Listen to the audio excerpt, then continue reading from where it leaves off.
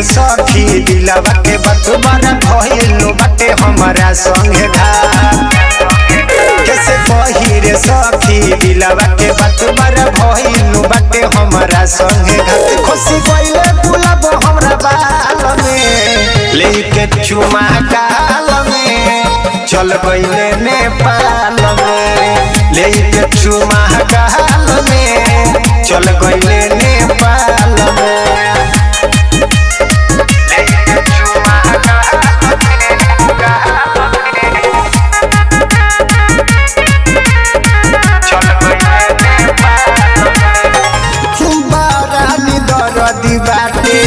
हमर बोलो हमरे एको दिन नहीं लल दहेजुआ पलंग रे सखी बरानी दरती बाटे। हमर बोलो हमरे एको दिन नहीं लल दहेजुआ पलंग कलश नया बनाया साल में लेके चुमा गाल में चल गइले नेपाल में लेके चुमा गाल में चल गइले नेपाल में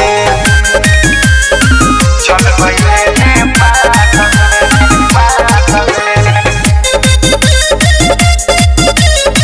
लेके चुमा गाल में